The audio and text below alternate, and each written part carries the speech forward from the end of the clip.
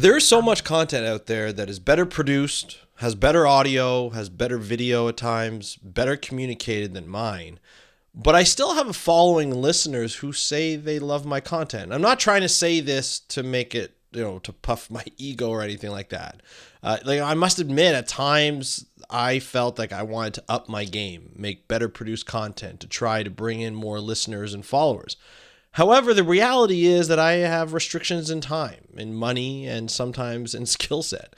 I continue to make content regardless of these restrictions and my own fears of imposter syndrome because I know there's someone out there that's going to discover my content and turn to live for a better ocean. And I'm here to tell you that you can do the same thing. We're going to talk about on this episode of How to Protect the Ocean. Let's start the show. Hey everybody, welcome back to another exciting episode of How to Protect the Ocean podcast. I am your host, Andrew Lewin. This is the podcast where you find out what's happening in the ocean, how you can speak up for the ocean, and what you can do to live for a better ocean by taking action. This is going to be a hard episode for me to do, not because of the content, because I love doing content. It's because I am at the beginning of a cold. And as you can hear, probably my voice is a little off. There might be times where I have to stop to cough or to blow my nose or to do whatever. I'm fine, to be honest, but it makes it very difficult to do an episode the way I normally do, which is just kind of rhyme off and rant on the message that I'm trying to do. But it really made me think today as I was going to not do an episode. I'm recording this the night before the episode. It makes me think of two things. One, I need to really start pre-recording when I'm healthy, just in case it's the wintertime here in Burlington, Ontario, and people get sick. And, although these past 2 years I haven't really been sick other than COVID, we're back to kind of fairly normal-ish type of lifestyle, and we're out more and we're around people more and we're going to get sick more. And I'm at the start of that cold. And so with that comes colds and getting colds every once in a while. So I'm fine, but I have to start getting back into the mode where I'm going to have to start pre-recording a lot of these so when I'm healthy, so that when I do become sick, I can just kind of not have to worry about creating content. I'll have a little bit of a cushion. But for now, you're going to have to deal with the voice. But the other thing I want to think about too is no matter what I do, no matter how I feel, I can always put content out there. And that's really what we're here to talk about today. I feel as though there are some people out there who want to make, some of you out there who want to make content. Some of you who want to either start a podcast, start a YouTube channel, whether it be a vlog, whether it be just sitting in front of a camera and speaking, because you have a message to tell. Maybe on Instagram, maybe on TikTok, maybe through Twitter, but you're worried. You're worried what people will think. You're worried about the big bad internet, because it can be big and bad, and it can be dangerous, and it can be hurtful, and there's a lot of things bad about the internet. But the good thing about the internet is it connects people. The good thing about the internet is it connects people that you would never thought you would be connected to. And that's powerful. And that's really helped people like myself, people like Andrew Thaler, people like David Schiffman, people like Diva Amon, people like Melissa Marquez, get their message out there to talk about not only the science that they love to do, but the conservation messages that may not have been out there the way they are now. Traditionally, we've been able to get marine science and conservation out through peer-reviewed articles that most people don't get to see, the public especially. We've been able to get conservation messages out through TV that have been available to a select few, more and more these days, but still a select few, and only certain messages that may or may not need to be revealed or shown over and over and over again.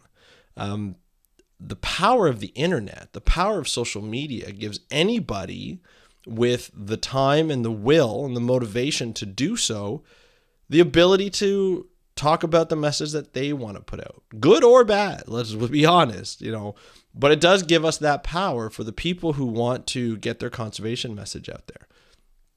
And I decided to do that back 15 years ago, back in 2015, I released a podcast the Speak Up for Blue podcast, which is now the How to Protect the Ocean podcast.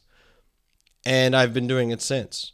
And it literally changed my life. It changed my view on how I can get the message out there, how my science and my conservation knowledge and what I like to talk about out there in a way that I like to do it.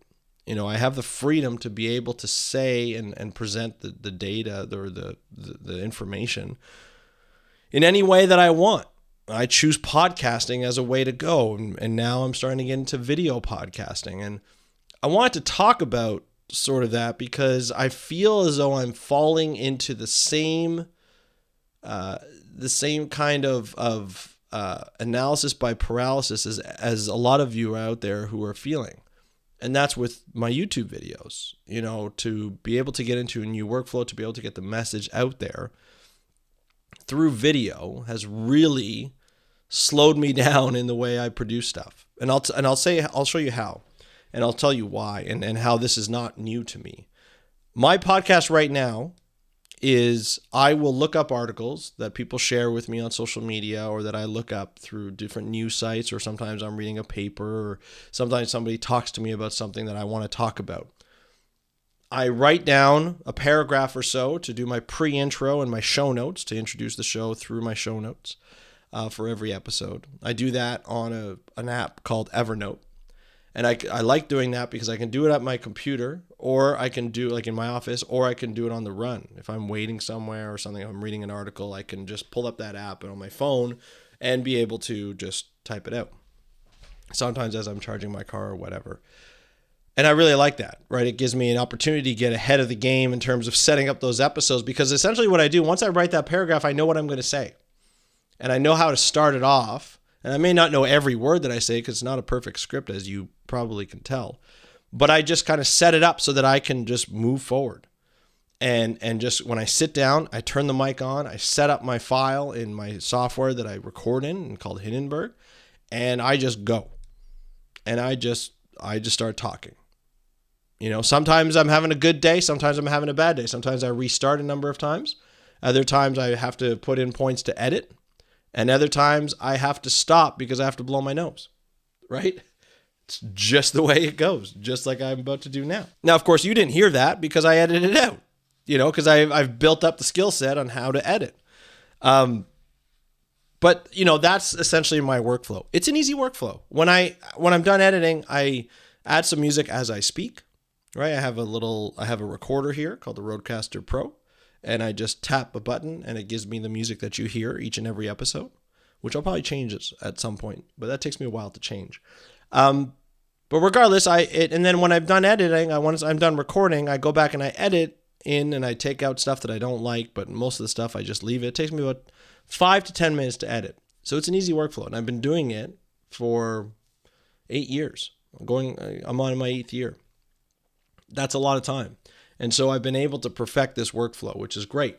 But it wasn't always like this. Obviously I didn't always do solo shows. I started out with an interview show. And when I started out with the interview show, I started to do interviews. Obviously, you got to record the interview. So I set up the interview. I would do the interview. I was super nervous. I had questions already written out, and I would just go through those questions. And I was worried. I was worried if the people didn't like the questions, even though I sent them before. I was worried about telling the right story. I was worried what if they threw me a curveball and things like that. I was worried about a lot of things. And I would, ask the questions. I would end the interview, say thank you. We would chat for before and after the interview, and it would be great. I would really get to know the people that I was interviewing. And then I would publish it. So I thought I would.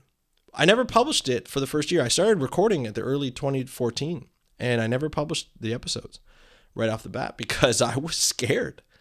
I was scared that here I am, a guy with a master's degree in 2015 who hadn't worked in marine science in a while. I was working in Great Lakes science for Department of Fisheries and Oceans. That I would start coming out with these messages and start talking about these stories, but people wouldn't agree with me. People wouldn't like my takes on things. People wouldn't like how I was saying the message. People, because when I first started, there weren't many podcasts on ocean conservation. And so I was worried that, and science communication wasn't as huge. There were blogs out there, big blogs, Southern Fried Science, Deep Sea News, and other blogs. that were really, really good. And people really enjoyed those. But I didn't think I had that kind of pizzazz to be able to speak that. And so I was worried. I was very, very concerned with what people would think. And that stopped me from publishing. It stopped me from starting the podcast. The other part that was difficult was trying to start a podcast back then. I didn't have a full concept of the software tools, the hosts, and so forth. Obviously, that's changed. But, I fumbled through that a little bit. But I did it. Eventually, I said, you know what? Let's just screw it. I'm just going to publish it. If I get flack for it, it'll be, something that I failed to do, and I'll just stop. Luckily, I didn't get much flack. I didn't get much flack. I got praise in some cases, but it didn't come till about a year after. But people kept coming on. I would interview people, and they would say, hey, you know who you should interview? You should interview this person, and you should interview that person, and you should interview this person, and this person would be great. And then I would interview people, and they would be like, hey, this would be really great. Can I use it in my class? I'll never forget episode 10 with Chris Parsons, Dr. Chris Parsons. I did the interview with him. Great interview. We did it on marine mammals. Great interview. He's like, hey, you know who you should interview? You should interview my wife, Naomi, Dr. Naomi Rose, orca specialist. She can talk to you about blackfish. And blackfish had just come out. It was a huge thing. People needed to talk about it. People were worried about the science behind it. She had the details about the science behind it. She was, part of that team. She gave me a great interview. And from there, Chris came back and he said, hey, I'm teaching a class and on marine conservation. I want to use your episodes. Can you send me the MP3 files and I can have them listen to it? No problem. It built up my confidence. Chris, Naomi, other people, Angelo, other people who were part of my first interviews were giving me suggestions of people that I should interview and stories that I should put on that will be good for not only for the podcast, but stories that needed to be told and that need to be put on a platform that are evergreen, meaning that you can listen to it at any point in time, and people do. And that makes me happy. That made me happy. Not only that people were helping me find guests, but also people wanted people to be on the podcast and people wanted to tell their story. That helped me build that confidence that I didn't think I had at the beginning. I didn't think I had the support, and that support came pretty quickly. It changed the way I approach things, and I decided to start increasing the frequency to 5 days a week, from 1 day a week to 5 days a week, which is a huge increase. But when I do things, I just do it, and I just go for it when I want to go for it, when I really want to go for it. And I fell in love with having this microphone in front of me, speaking into it, even though I'm in a room by myself, and being able to record and being able to edit and publish these episodes that people can listen to. And so over that time, I kept getting more and more confident because I was getting scientists and conservationists and people in and out of the field who were saying, hey, this is a really good thing. But I never would have heard those things if I didn't start. I never would have heard those things when I started, I said, you know what? I'm not a radio host. I'm not this super good editor. I don't know anything about audio editing. If I thought that, I never would have started. I didn't think I was a good speaker. People enjoy the way I host, I host things. I still don't think I'm a great speaker. But through people telling me that they enjoyed the way I do this podcast, they enjoyed the way I did the interviews, the people who are guests enjoyed the way I interviewed them. That feedback has motivated me even more to continue to get better, to continue to try new things. But in the reality of it, when it comes down to it, when I'm sick and I don't feel like putting out an episode or recording because I know I'm going to be interrupted to blow my nose or to get a drink of water because I'm about to cough, I still know that people are listening. I still know that every episode there's going to be downloads, and that continues to grow. And that I continue to get messages from people to say, hey, I really love this episode. I have a question, or I didn't agree with this episode. I want to talk to you about it. Or, hey, I'm really glad you did this. Can you continue? Please continue. And that makes me feel good. And again, this is not to toot my own horn. This is to tell you that If you are worried about starting a podcast because you don't think you have the voice for it, you don't think you have the right microphone for it, you don't think you have the time or the motivation to it, if you really wanted to do it, you will do it. And no matter what, no matter how you speak, no matter how you feel about it, no matter what you're talking about, if you have a passion for trying to get these messages out, people will enjoy it. May not be everybody, it may not be a super popular one, but people will enjoy it. And all you have to do to really grow a podcast is to consistently publish. Whether it be once a week, whether it be once a month, whether it be once every quarter, whether it be twice a year, whether it be once a year, it doesn't matter. If you consistently publish, you will grow. You will reach people and people will enjoy the content that you do. Because there's content for everybody for podcasting. And that's the great part of it. Yes, there are other ocean podcasts. There are marine conservation podcasts. There are podcasts on sharks. There are podcasts on turtles. There are podcasts on seabirds and birds. There are conservation podcasts. There are general ocean podcasts. But I challenge you to put out your own. Because what it does is I've talked about this before, is your voice will connect with a specific group of people. Your voice, your background, your culture, your approach will connect with a certain group of people. It may not be everybody, but it will connect. There's somebody out there. You just need to get discovered by those people. And the way you get discovered is you consistently publish. You don't have to have an entire production company. You don't have to have,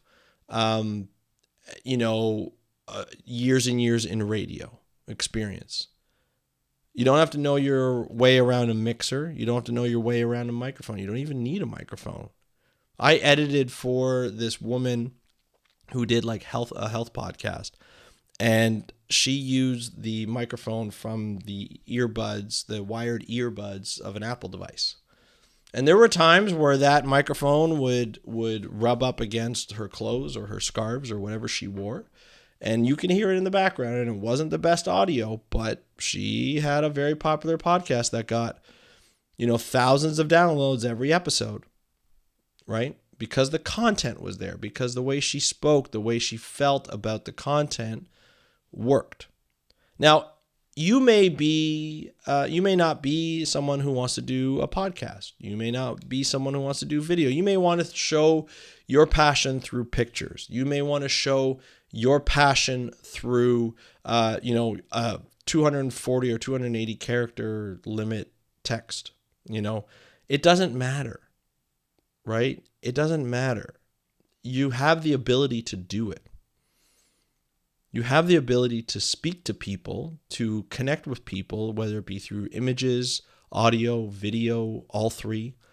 It does not matter. The technology is there. The know-how is there. You might just need to brush up on a few things. But if you really want to do it, you just go out and do it. You just go out and start, like I said a couple of episodes ago. You just have to start your marine conservation journey. And that might be through science communication, because it might be hard for you to do it. I started this podcast because I live in Ontario. I don't live near an ocean. I don't have the skills to take pictures, in some of those instances where you see people like divers and free divers, and they have people take video of them that are, very professional and probably very expensive equipment. I don't have that ability or the money to do that. I am a father of two that lives in Ontario, Burlington, Ontario. I'm proud of it. And I talk about the ocean for a living, or as my hobby, really. It's really a hobby. It's my business, but it's a hobby because I have another job, a full-time job. But I like doing this. And I do it from my office. And I'll tell you, I don't have a production team. I don't have anybody editing for me. The music is, where I find it, and I pay for it. I don't have new music every time. I don't have a DJ working for me. I don't have all of that. I just go out and I talk. And to be honest, me starting a YouTube channel this year has been slow because I constantly do the same thing as I did before my podcast. I am scared. I don't think I have the time. I don't want to have to deal with issues with video. I don't want to have to deal with issues with editing, But if I really wanted to start it, I just have to start it. I just have to get into the avenue of doing it. And I think what happens is, and I kind of know what happens, and the same thing with podcasting is, you listen to podcasts or you listen to videos that are trying to tell you how to, or you listen to Instagram posts or TikTok videos that are trying to tell you how to sort of outsmart the algorithms and grow your audience 100,000, followers in 1 week, or get to 1 million followers. And if you don't do this, you're not going to grow. You're not going to be successful on social media or on that platform. I've seen it, and I've let that bother me. I've let that, slow me down and saying, I need to do this before I can actually shoot the video. And it's really funny because every once in a while you'll come through and you'll find a creator that comes across that algorithm that is fairly successful, maybe not be the most successful, but is up there, and it's got a lot of followers, and they've got a lot of cool videos or pictures or content. And you see them and you're like, what are they saying? And they're just like, you know what? Hard work. Hard work will get you there. Your video production, your audio production, that's secondary. Your content is the biggest thing. And if you put out your content in almost raw form, you don't even have to edit. You can just put out your content. People will listen, and that will grow. And as you continually publish, all of a sudden, you're going to get more and more listeners. Then they're going to start to get engagement. They're going to start to contact you. You may run into them in person, right? Which you don't think will happen because it's worldwide. The audience could be worldwide. But I remember I gave a presentation on podcasting for the environment, for the ocean, at a conference in Newfoundland, right? Which I flew like 3 hours to get to, 2.5 hours to get to. Didn't think I would know anybody there that listened to my podcast outside of the conference. And somebody walked in the wrong room at the wrong time when I was when I was presenting. They said, and I had my cover art for the podcast up there, which was brand new. It was raw. It wasn't really that good. I look back at it, but I got the message across, and the woman looked at the cover and said, "Hey, I just listened to that podcast on the way here." Imagine that. She wasn't even part of the podcast or a part of the conference. She wasn't a scientist. She looked up at the screen, saw my cover art, and said, "I just listened to that podcast this morning on the way over here to the hotel we were doing the conference in." Imagine that. I ran into somebody that listened to the podcast that had nothing to do with marine science. That's pretty cool. It's a pretty cool experience, and it builds up your confidence that people will listen. You never know when that confidence boost is going to come, and you never know when that feedback is going to come, but it's going to come. It could come in the form of a comment, a DM, in-person comment, a review. It doesn't matter. But it makes you feel good, and it motivates you to do more. So as you do more, you'll slowly get better at editing. You'll slowly get better at being behind a microphone or being behind a camera or taking a picture or drawing a picture. You'll slowly start to be better at it. And as you get better, you'll start to experiment a little, and your editing might get better, right? Your Photoshop skills might get better. Your camera work will get better. Your microphone work will get better. And then you'll start to build on that. And then you'll still continue to keep up with that workflow. And not every video may not be the best video, but every time you put an episode out or a piece of content out, you get better. And so what I would say is just start. What I would say is start raw. The rawer, the better. Because then people can see your improvement as you go along, as you continually publish. And as you continually publish, you get in the use to that workflow, and you just continue to do this. And this episode that I'm telling you is just as much for you as it is for me, or just as much for me as it is for you. Because I need to do this for my podcast. I come up with excuses. I'm like, oh, you know what? I didn't shower today. I'm not going to record. Or, oh, you know what? I'm just a little tired today. I'm not going to record. Or my office is a mess today. I'm not going to record. Things like that. There's little excuses that get in the way. Camera setup, recording equipment set up. And to be honest, my audio's on point. My camera's pretty much on point. My set's okay. My office is okay. A couple of years ago, I repainted it blue just for YouTube. It's 2 years later. Haven't done it yet. I put out one episode last week. You just have to go and do it. You just have to record. You have to press that button. You have to, click that camera button, whether it be a recording a video or doing a picture. You have to type out some things, some words, some sentences, some phrases, and you'll get better and better as you do this. That's how it works. That's how it works. Your first episode was always going to be your worst episode. And you may not want to go back and look at it. Maybe now I'll go back and listen to it and see how hopefully better I've gotten. But you do get better. You do get better. You may cringe at your first couple of episodes, but you do get better. And you feel more comfortable. And that means you're getting better. And that helps. So for those of you who have reached out to me and said, hey, I've wanted to start something, but I've got a bit of imposter syndrome. I get it. Totally get it. I still get it sometimes. It took me a while to talk about my podcast in front of people for a very long time. But it gets better. You get better. And people need to listen. As you see, as the California rains are coming down, you see wildfires happening in the summers. You see wet winters or even dry winters. We see that these messages need to go out, And so we need more and more people to put out content. It doesn't matter what platform, just start.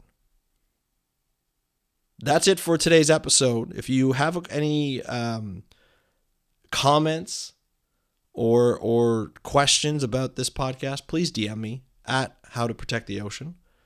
Or you can send me an email. Go to speakupforblue.com and just click the Contact Us page. That form goes right to my personal email. And that's pretty much it. I hope you enjoyed this podcast. I hope you enjoy your journey. As hard as it is to do science communication on a regular basis, it's very rewarding, not only for yourself and your career, but for other people. So just remember, people are listening. You just have to give them the message. That's it for today's episode of How to Protect the Ocean. Thank you so much for listening. Have a great day. We'll talk to you next time, and happy conservation.